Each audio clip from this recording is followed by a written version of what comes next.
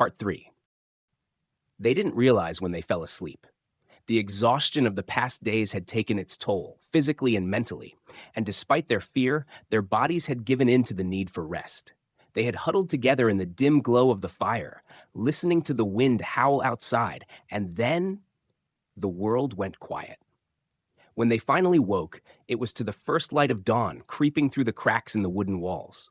The fire had long since burned out, leaving only faint traces of smoke in the air.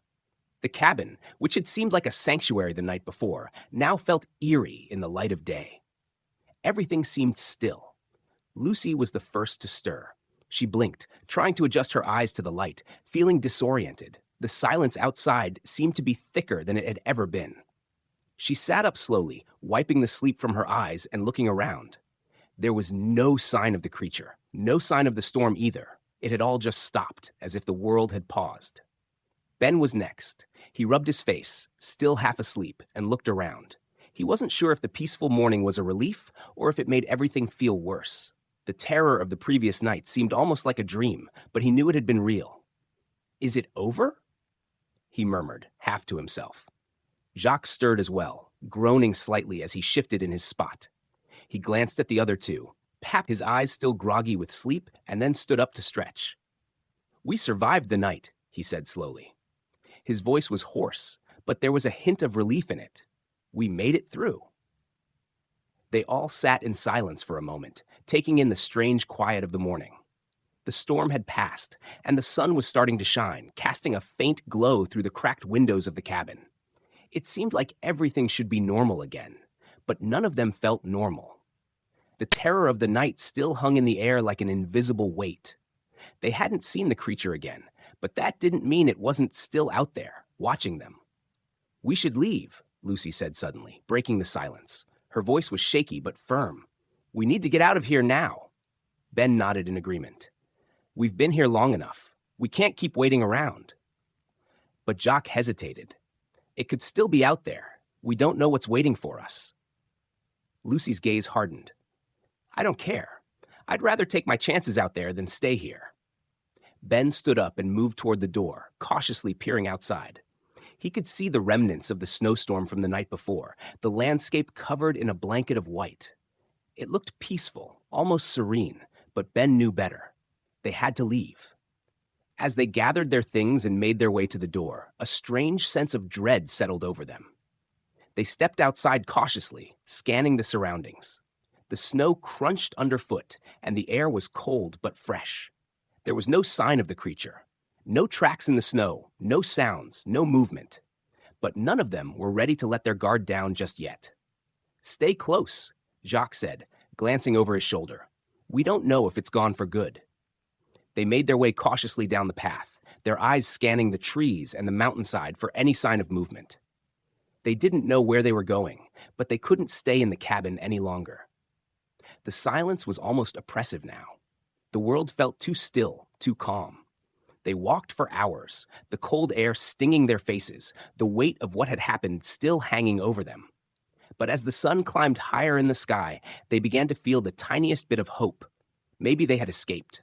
And yet, despite the daylight, they knew the terror of the previous night could strike again at any moment. The snowman, or whatever it was, hadn't been defeated. They hadn't escaped its reach just yet. They continued walking, hoping that somehow help would come or they would find their way back to safety. As the hours dragged on and the daylight began to fade, the three friends took a moment to rest. They had been walking for what felt like forever, but there was no sign of any familiar landmarks or the large road they had hoped to reach. The landscape around them was unfamiliar, the trees just as dense, the snow-covered ground just as endless. The unsettling quiet remained, not even the sound of animals stirring in the woods. Lack of direction and exhaustion were starting to cloud their judgment, and they decided to take a break. Jacques, who had been leading the way, dropped his pack onto the ground and pulled out the map from his pocket. He spread it out on the snow, and the others huddled around him, squinting at the faint lines of the worn paper. "Okay," Jacques said, trying to make sense of their location. "We should have reached the road by now. If we keep going in this direction, we should hit it in an hour or so, but..." He trailed off, his finger hovering over the map as he studied it more closely. "What is it?" Lucy asked, her voice laced with frustration. "We're close, right?" "I thought so," Jock said, his brow furrowing. "But I'm not sure anymore. I thought we were heading north, but—" He looked up at the surrounding trees, trying to match them to the map. "It doesn't add up." Ben crouched down next to the map, peering at it. "Maybe we missed a turn, or—" He stopped mid-sentence, staring at the map. "Wait, no, this doesn't make sense. We should be much closer." The three of them fell silent as the realization hit them all at once. They were lost. The eerie calm that had settled over them earlier now seemed more like a trap. The snow-covered trees, the blanketing silence, it was as if the wilderness itself was closing in around them. They had strayed off course, and no one had noticed. Lucy stood up, her breath visible in the cold air. "What do we do now?" she asked, her voice small despite her best efforts to sound confident.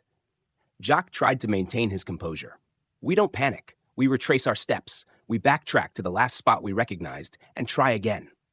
Ben shook his head. "We can't keep going back. We've already wasted so much time. We need to make it to that road, or else." His voice trailed off. The thought of being lost, really lost, was enough to make a shiver run down Ben's spine. But there was nothing to be done now. They had to make a decision. "Let's keep moving forward," Jacques said finally, though his voice lacked the usual confidence. "We'll just go slow, stick to a straight line. We have to find something eventually." They gathered their things and set off again, but there was no sense of optimism now. The landscape around them seemed to stretch on endlessly, the snow covering everything in a monotonous blanket. Their earlier sense of urgency had been replaced by uncertainty. Were they really heading in the right direction? Was the road even still out there? The sun was beginning to dip lower in the sky, and with each passing moment, the temperature dropped further. The cold was creeping into their bones, adding to their growing sense of desperation. Minutes passed, but it felt like hours. The snow seemed endless, and the trees continued to close in on them. No matter how far they walked, nothing looked familiar. Then, without warning, Ben stopped dead in his tracks. "Wait," he whispered, his voice barely audible. Jacques and Lucy turned to look at him, confused. Ben pointed ahead, his finger trembling slightly. "Do you see that?" Both Lucy and Jacques squinted into the distance. It was hard to tell in the fading light, but there, through the trees, they could see a faint outline of something. Something that wasn't just another snow-covered tree or mountain. It was a shape, and as they watched, the shape became clearer. "Is that a building?" Lucy asked, her voice breaking the silence. She couldn't tell for sure, but it certainly looked like something man-made. "It could be," Jacques replied, his eyes narrowing as he scanned the distance. "We need to check it out." The three of them moved cautiously toward the structure, keeping an eye on the surrounding area, aware that they still hadn't seen any signs of other people or animals. With each step, their hopes rose, but so did their anxiety. If this was some sort of building, where did it lead? Was it part of a remote village, or something worse? As they drew closer, the building took shape, a small, abandoned cabin. It was old, run down, and weather-beaten, its windows dark and uninviting. It looked like it had been left to the elements for years. Still, it was something. It could be their salvation, or it could be another trap, but for now, it was all they had. They approached it cautiously, unsure what they might find inside. The wind howled through the trees as the trio approached the cabin. Their steps crunched softly in the snow, muffled by the growing weight of uncertainty. The fading light made it harder to gauge how far they'd walked and whether they were still heading in the right direction. The cabin, though dilapidated and covered in layers of ice and snow, promised shelter. At least it seemed like a place they could rest, gather their thoughts, and figure out their next move. "Looks abandoned," Jacques murmured, his voice cautious as he inspected the structure. The cabin was small, with a sagging roof and boarded-up windows. A faint smell of damp wood and mildew hung in the air. No signs of recent activity, no footprints, no trails leading to or from it. "Doesn't look like anyone's been here for years," Lucy said, shaking off the lingering tension. She was trying to focus on the immediate need for warmth and safety.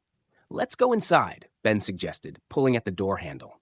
It was stiff, frozen over with ice, but after a few tugs, it creaked open. Inside, the air was cold and musty.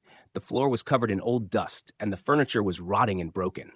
There were no signs of life, no food, no gear, no traces of anyone having lived here recently.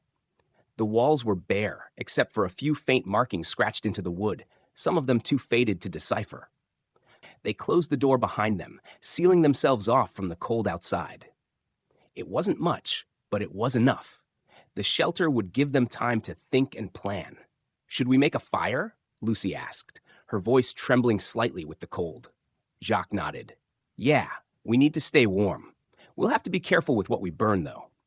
They set about finding dry wood and gathered anything that might be useful. The fireplace was small, but with some effort, they managed to start a fire, the flickering flames offering them some comfort. They sat in silence for a while, watching the fire crackle. The reality of their situation had settled in. They were stranded in the wilderness, lost in a place where even the trees seemed unfamiliar. And on top of that, there was still the looming presence of Bigfoot. "Do you think he's still out there?" Ben asked, breaking the silence. Lucy shuddered at the thought. "I don't know. I haven't heard anything since we ran into the cabin, but that doesn't mean he's gone. He might be circling, watching us, waiting for us to make a mistake. Or maybe he just gave up," Jacques said, though he didn't sound convinced. "But I doubt it. Whatever he is, he's not like anything we've seen before." Ben rubbed his face with his hands, his eyes tired and unfocused. "We're not safe here, are we?" Lucy shook her head. "I don't think we're ever going to be safe until we get out of here. But for now, we need to rest. We need to stay inside, keep the fire going, and wait for daylight." They continued talking in low voices, their thoughts racing. The wind howled outside, and the sound of it scraping against the wooden walls of the cabin was eerie, almost like the whisper of some unseen force. Every now and then, they'd hear a noise from the darkness outside, a distant snap of a branch or the rustling of the snow, but nothing close enough to make them jump. For now, they were safe. But the feeling of unease never quite left them. The strange symbols inside the cabin, the eerie silence outside, and the memory of their close encounter with Bigfoot weighed heavily on them. What had they gotten themselves into? And more importantly, how were they going to get out of this? As the fire burned low and the cold of the night crept deeper into the cabin, they huddled closer to the warmth, too tired to talk anymore, too worn out to think about what might happen next. They were exhausted, mentally and physically. They had no answers, only questions. Would Bigfoot come back for them? Would they find the road before it was too late? Or had they wandered too far, lost in the wilderness with no hope of rescue? For now, all they could do was wait. The morning light filtered weakly through the cracks in the cabin's wooden walls, casting long, pale beams across the room. The fire from the night before had dwindled down to embers, the warmth almost gone, but the cold inside the cabin was manageable compared to the harsh winds outside. However, as Lucy stood up and stretched, a gnawing sensation tugged at her stomach. She glanced at the others, who were also stirring, rubbing their eyes and slowly coming to their senses. "We don't have much food left," Ben said quietly, breaking the silence. He was staring at the small pile of provisions they had left. 2 cans of beans, a bag of crackers that had seen better days, and a few apples that were beginning to shrivel. Lucy nodded, looking at the meager supplies with growing concern. "We're running out of food. If we don't find something soon, we'll be in real trouble." Jacques, who had been sitting by the window, stared out at the snowy wilderness. "We're in a rough spot," he said grimly. "If we stay here too long, we'll starve. But we can't go out there without knowing where we're going." "I'll go," Ben volunteered without hesitation, surprising both Lucy and Jacques. "I'll go out and look for anything we can eat. There have to be some winter berries or something around here." "No, it's too dangerous," Lucy said quickly, her eyes widening in concern. "You can't go out alone. We don't know if Bigfoot is still out there or what else is lurking in these woods." "I'll go with him," Jacques added. "We can stick together. We're not getting anywhere by just sitting here." Ben shook his head. "No, it's better if just one of us goes. That way we'll keep the cabin safer, and we don't risk drawing attention to all of us at once." Lucy bit her lip, torn. She wanted to argue, to insist that they stick together no matter what, but she knew deep down that Ben had a point. If they all went out, it might attract too much attention, especially if Bigfoot was still lurking nearby. All right, she said reluctantly. But you need to be careful. Don't go too far. And if anything happens, get back to the cabin as fast as you can. Ben nodded, and after a moment's hesitation, Jacques grabbed his coat and followed him toward the door. We'll be back soon, Ben assured her, giving her a reassuring smile before they stepped into the cold. The door creaked closed behind them, and Lucy stood there for a moment, staring at the door, her heart pounding. Outside, the snow had stopped falling, but the wind was still bitterly cold, swirling around in the dense forest. The trees groaned under the weight of the snow, and the frozen ground crunched beneath Ben and Jacques' boots. They moved carefully, scanning the area around them as they ventured further away from the cabin. They had no real plan, just a hope that they might stumble across something useful. As they moved through the forest, the silence weighed on them, broken only by the occasional sound of their footsteps crunching in the snow. No birds, no animals, just the eerie quiet of the wilderness. They passed by trees that seemed to loom over them like silent sentinels, and as they walked, Ben couldn't help but feel the weight of the isolation pressing down on him. Do you think we'll find anything? Jacques asked after a while, his voice low and hesitant. I don't know, Ben replied, his eyes scanning the area. But we have to keep looking. We can't survive much longer without food. The forest seemed endless, stretching out in all directions, its beauty strangely unnerving in its emptiness. After what felt like hours of walking, they came across a small patch of berry bushes, small, shriveled, and covered in frost, but still somewhat edible. Look, Jacques said, kneeling down and brushing off the frost. These will work. We don't have much choice. They gathered as many berries as they could find, stuffing them into their pockets. The cold made their fingers stiff, but they worked quickly, knowing that every second they spent in the forest increased the chance of running into Bigfoot, or worse. Let's head back, Ben said, his voice low. He didn't feel comfortable out here anymore. He could feel the weight of being watched, even though they hadn't seen anything. Yeah, Jacques agreed. Let's get back to the cabin before it gets dark. As they turned to retrace their steps, they both felt a strange unease settle in their chests. The forest was too quiet, too still. Even the wind had died down, leaving behind an unnatural calm. They moved faster now, eager to return to the safety of the cabin. But as they made their way back, neither of them could shake the feeling that they were being followed. Ben and Jacques arrived back at the cabin, their breath visible in the cold air as they hurried to the door. The berries in their pockets felt like little consolation for the dread that weighed on their hearts. They had hoped to return to some sense of normalcy, but the eerie silence of the forest and the constant feeling of being watched had left them on edge. As they entered the cabin, they were met by Lucy, who had been pacing nervously inside. Her face was pale, her eyes wide with fear, and she looked like she hadn't slept at all. The flickering fire in the corner did little to calm her, and when she saw them, she rushed over, grabbing them both by the arms. You won't believe what I saw, she said breathlessly, her voice shaky with fear. I was watching through the window, trying to keep an eye out, and I saw him. Bigfoot. Ben and Jacques exchanged a quick glance, their stomachs dropping. They hadn't been gone long. How could she have seen him? But there was no mistaking the terror in her eyes, the palpable fear that radiated from her. She wasn't making this up. He was there, Lucy continued, her voice trembling, right by the tree line, just standing there, watching the cabin. I couldn't see his face, but I could see his shape. Tall, massive, like a shadow. He was just standing there, staring. Ben's heart raced, and he quickly closed the door, as trying to shut out the rest of the world. Jacques stood frozen, his mind racing as he processed what Lucy had said. How long was he there? Jacques asked, trying to stay calm. I don't know, Lucy replied, her voice strained. I only noticed him for a moment, and then he just disappeared into the trees. 1 minute he was there, and the next he was gone. I don't know where he went, but I didn't hear anything. No footsteps, no sounds, nothing. The silence that followed her words was heavy. Ben felt a cold sweat bead on his forehead, the fire in the corner suddenly not enough to warm him. They had already known they weren't alone in these woods, but to hear that Bigfoot had been so close, watching them, it made everything feel real. Too real. We have to get out of here, Ben said, his voice tight. "This is too much. We can't just sit here and wait for him to come back." "I don't know if we can make it to the road," Jacques replied, his face drawn.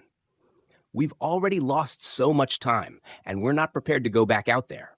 It's too dangerous." Lucy shook her head, her hands shaking as she clutched her jacket tighter around herself. "I don't care. I don't want to stay here anymore. I just want to leave. I saw him. You don't understand. He was so close, just watching us. It's like he knew we were here." The thought of leaving the cabin felt like a death sentence. They had no food left, no supplies, and no way of knowing if Bigfoot was still out there, waiting for them. But the terror in Lucy's voice was enough to make them question their options. "What if we wait?" Ben suggested. "What if we stay here, keep a watch, and wait for help? We can't just rush out without a plan." Lucy shook her head vehemently. "No, we can't just sit here and wait for him to come back. He's out there, and he knows we're here. He'll come for us again." The weight of their situation hung heavy in the air. They had no clear plan, no way of knowing what the right move was.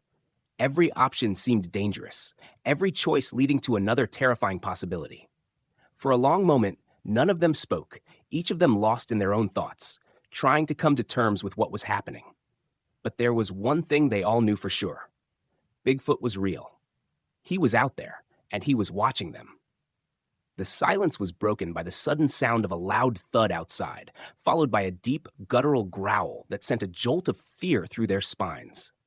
They froze, hearts racing, unable to move. And then, just as suddenly as it had started, the noise stopped. The growl faded into the night, and all that remained was the soft sound of the wind howling through the trees. They held their breath, waiting for something, anything to happen. The night fell quickly in the mountains, shrouding the world outside the cabin in darkness. The wind howled as it whipped through the trees, sending cold drafts through the cracks in the wooden walls. Inside, the three friends sat in tense silence, each of them too afraid to sleep, yet too exhausted to stay awake. The unease of the last few days weighed heavily on them, but the dread from Lucy's encounter with Bigfoot still hung in the air like a thick fog.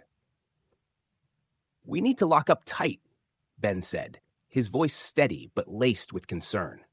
He glanced at the old door, its hinges rusted and creaky, not nearly sturdy enough to withstand the force of something as enormous as Bigfoot. "I'll find something to reinforce it," Jacques replied, moving to rummage through the sparse furniture for anything they could use to barricade the door. He found an old metal rod under a pile of broken wood and dragged it over to the door. Lucy was pacing, unable to sit still. "What if he comes back tonight?" she asked, her voice filled with dread.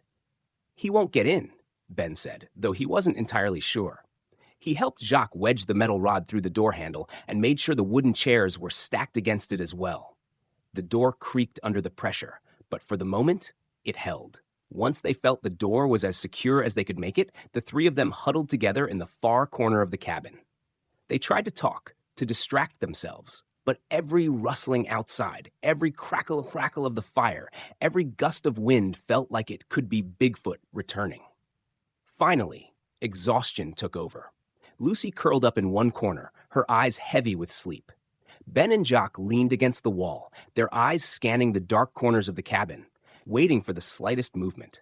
But as the hours passed, the tension began to ease, and one by one they drifted into uneasy slumbers. It wasn't long before a sound shattered the silence, a sharp, violent thud against the door. Lucy shot awake, gasping for air, her heart hammering in her chest. Ben and Jacques were instantly on their feet, their eyes wide with panic. They froze, listening to the heavy thud again, closer this time, followed by a low growl that reverberated through the walls of the cabin. Ben's breath caught in his throat. "It's him," he whispered. "Bigfoot." They could hear the heavy footsteps outside, the unmistakable sound of something enormous moving around the cabin. The growls grew louder, more threatening. There was no mistaking it now. The creature had returned. "Get away from the door," Jacques shouted, but there was nowhere to go. They were trapped in the cabin, the metal rod and chairs barely enough to hold the door against the creature's strength. Another thud, then a violent rattle, followed by a scraping sound, as though Bigfoot's enormous hands were gripping the door, trying to pry it open. The wooden structure of the cabin groaned under the pressure, and Lucy let out a frightened gasp. Hold it together, Ben whispered, his voice shaking despite his best effort to stay calm. Just hold on. The door shuddered violently as Bigfoot slammed his weight against it. A deep, guttural growl echoed through the small room, the sound of a creature with raw power, determined to break through. They huddled together, every nerve on edge, trying to ignore the noise. But it was impossible. The relentless pounding, the creaking of the door, the sensation that the entire cabin might collapse under the creature's assault. For what felt like hours, Bigfoot did not stop. Each time the door was forced back by the creature's strength, the metal rod holding it in place bent further, the chairs shifting as the pressure mounted. At one point, the door cracked slightly, and the creature's growl filled the room, deafening and menacing. But then, just as suddenly as the violence had started, it stopped. The growls faded into the night. The footsteps outside halted, and the tension in the cabin was palpable. The three friends didn't dare move, not even to breathe, as they waited for the next sound, the next attack. But nothing came. Minutes stretched into hours as they sat frozen, eyes wide, hearts still pounding. It wasn't until the first light of dawn began to filter through the cracks in the cabin's walls that they dared to move. The night was over, but the fear lingered. Ben slowly got up, his legs trembling beneath him, and approached the door. He cautiously peered through a small crack in the wood, but the world outside was still dark, empty. No signs of Bigfoot, just the cold, quiet forest stretching out before them. "He's gone," Lucy whispered, her voice hoarse with fear. "For now," Jacques replied, but even he didn't sound convinced. The night had left them all shaken, and the question on everyone's mind was, would Bigfoot return? The silence was deafening, and in that moment, they all knew there was no safe place anymore. Not here, not anywhere. The first light of morning filtered through the trees, casting long shadows across the ground. The air was still thick with the remnants of the previous night's terror, but the friends knew they couldn't stay any longer. They had to get to safety, away from the creature that had been relentlessly hunting them. Ben, Lucy, and Jacques gathered their belongings, making sure they had everything they could carry. The cabin was no longer a safe haven, and the faint hope of escape was their only option now. They opened the door carefully, the barricade that had held up against Bigfoot's assault still in place, though the structure groaned in protest. They stepped out into the cold morning air, their breath visible as they exhaled in anxious clouds. "Let's follow the map," Ben said, his voice steady but tense. He unfolded the weathered piece of paper, squinting at the markings as he tried to figure out the best route to the main road. The path ahead seemed long, but it was their only chance. With no other choice, they set off in silence, the forest around them eerily quiet. The wind had calmed, but the trees creaked under their weight, as though they, too, were holding their breath. Every now and then, Lucy would glance over her shoulder, half expecting to see Bigfoot lurking in the shadows. Hours passed as they trudged through the thick underbrush, the terrain growing increasingly difficult as they neared the path that would take them toward the road. They had hoped to avoid the open spaces, but the dense forest seemed to thin out ahead, and before long, they found themselves on the edge of a small clearing. It was there, standing at the edge of the trees, that they stopped in their tracks. The ground was covered with remnants, bones. A scattering of animal skeletons lay across the clearing, picked clean by something much larger than any predator they'd encountered before. "This is the same place," Lucy murmured, her voice shaking. "The same clearing from before." The sight of the bones sent a cold shiver down their spines. The memories of the earlier encounter, of the creature watching them from the shadows, came rushing back, flooding their minds with fresh terror. "Why are they here?" Jacques asked, his voice low and hoarse. He stared at the bones, his mind racing with dark thoughts. Ben knelt down, inspecting the skeletal remains. They were large, too large for any animal they had seen in the area.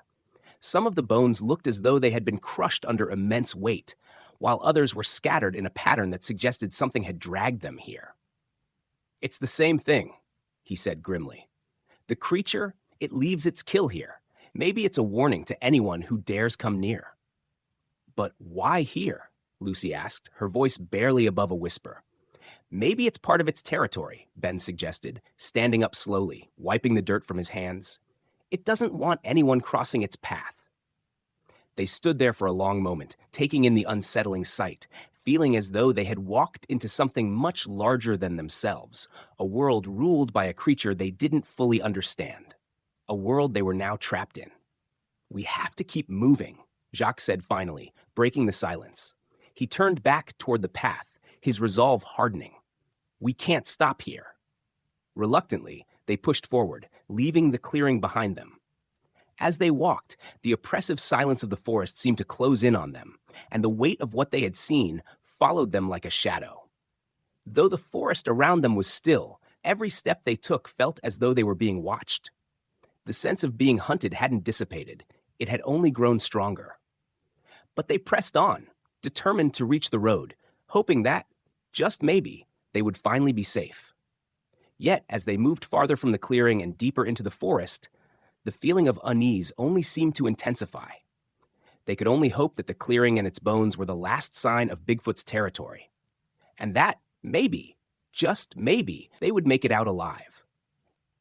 The forest began to thin as they moved forward, their pace quickening as they felt closer to the safety of the main road. The map, now crumpled and weathered from days of use, guided them with a promise of escape. Their feet were sore, their bodies tired, but the thought of finding a way out kept them moving. The air was growing colder, the crunch of leaves beneath their boots the only sound breaking the heavy silence around them. Ben, Jacques, and Lucy glanced nervously at the trees, half expecting to see the towering figure of Bigfoot lurking in the shadows. But there was nothing, not even the echo of a twig snapping. It was as if the forest itself had held its breath in anticipation. They moved steadily, following the landmarks on the map, knowing that the main road wasn't too far now. They just needed to stay on course. The closer they got to their destination, the more their minds played tricks on them, making every rustle in the leaves seem like the first sign of Bigfoot's return. But they pushed through the fear, determined not to turn back. And then, as they rounded a bend in the trees, they heard it. A distant sound, a whirring noise in the air. It was faint at first, almost imperceptible over the rustling of the wind, but it quickly grew louder. Ben stopped in his tracks, his eyes scanning the sky. "Do you hear that?" he asked, his voice full of sudden hope. Lucy squinted, shielding her eyes from the sunlight. "Is that a helicopter?" Jacques looked up, a mixture of disbelief and relief spreading across his face. Sure enough, a small helicopter was coming into view above the treetops. Its rotor blades cut through the air, sending a gust of wind sweeping across the forest floor. "It's a helicopter!" Lucy exclaimed, her voice breaking through the silence. "We're saved!" The helicopter grew larger as it descended, its searchlight cutting through the trees, searching the ground below. For a brief moment, the three friends stood frozen, staring at the light, unsure whether they were imagining it or if this was truly their chance at salvation. And then, just as suddenly, the helicopter's rotor blades slowed as it came in for a landing. The sound grew muffled as the craft touched down nearby, and the trees parted slightly to reveal a small clearing. "They found us!" Ben shouted, feeling a wave of exhaustion and relief crash over him. They had made it. They stumbled toward the clearing, their steps now a frantic rush. They pushed through the underbrush, desperate to reach the helicopter. As they emerged from the trees, they saw a group of rescue workers waiting for them. 4 men and women clad in dark gear, looking ready to take them back to safety. "Hey, over here!" one of the rescuers called, waving his hand as he spotted them. "You're lucky we found you. You've been out here for a while, haven't you?" They reached the helicopter, and the rescuers immediately began to check them over, offering them water and blankets. The helicopter's blades were still turning, the noise deafening now that they were so close, but the sound was comforting to them. Proof that they were finally going home. "Are you all okay?" one of the rescuers asked, his voice filled with concern. Lucy could barely speak. The fear, the exhaustion, the constant terror, they had all built up in her, and now, standing there with safety just within their grasp, she struggled to keep her composure. We thought we were done for," Jacques managed to say, his voice strained but relieved. We were being hunted." Ben, too, felt the weight of it all. His voice was hoarse as he spoke. "Bigfoot, it was chasing us, for days." One of the rescuers raised an eyebrow at the mention of Bigfoot, but didn't ask more. They were clearly used to strange stories, given the remote areas they searched. "We'll get you out of here," the rescuer said with a firm nod, guiding them toward the helicopter. "This place is dangerous. You shouldn't have been out here alone." As they climbed into the helicopter, the churning sound of the blades grew louder, and the forest below began to fade into the distance. The helicopter lifted into the sky, carrying them higher and higher, leaving the haunted forest far below. The friends looked out of the open door of the helicopter, watching the trees and the land stretch out beneath them. It was hard to believe it was all over. They had survived, and now they were going home. But as the helicopter soared above the tree line, Lucy couldn't shake the feeling that Bigfoot's watchful eyes were still upon them, somewhere down below. Even from the sky, she felt like the creature was still waiting for them to return. As the helicopter flew steadily through the sky, carrying them away from the dense forest and the terrifying ordeal they had just endured, the tension in the cabin began to ease. The wind whipping through the open door had a calming effect, as if the very air was pushing them further from the nightmare they had left behind. Still, despite the safety they were being carried to, the memory of those harrowing days lingered heavily on their minds. One of the rescuers, a woman with short, dark hair, turned to them as she checked over their gear. "You're lucky to be alive," she said, her voice warm but serious. "This area, it's notorious. People don't always come back. The forest has a way of drawing people in, and once they're lost, they don't always find their way out." Her words sent a fresh chill through Lucy, Ben, and Jacques. They had never truly understood the risks of the wilderness they had wandered into. They had only come here for an adventure, unaware that they were entering a place where few had ever returned. Now, as the helicopter gained altitude, they began to grasp just how close they had come to never making it out at all. The rescuer continued, "It's not common to get lost and end up with just a few scrapes and bruises. You're lucky, really. The storm, the rough terrain, it's a dangerous combination. People don't make it out of places like this easily." Another rescuer, a tall man with a rugged face, chimed in as he adjusted his equipment. "We've been coming out here for years, looking for people. Not a lot of them come back in one piece. And when they do, well, sometimes they're not all there, if you catch my drift." Ben exchanged a glance with Jacques, both men clearly unsettled by the comment. Lucy felt a knot tighten in her stomach. The idea that something beyond just the physical dangers of the forest had played a role in their ordeal seemed to hang in the air, unspoken but very much present. "I don't know about that," the woman said with a skeptical chuckle, her eyes flickering to Lucy, Ben, and Jacques. "But you're lucky we were in the area. We weren't expecting anyone to be out there. We were just finishing up a routine search." Ben took a deep breath, trying to process everything they had been through. We thought we were being followed," he said, his voice quiet but firm. "By someone. Something not human." The rescuer didn't look at him as if he were crazy, but the way she raised an eyebrow made it clear she wasn't buying into their story completely. "A lot of people say that. In places like this, the mind can start playing tricks.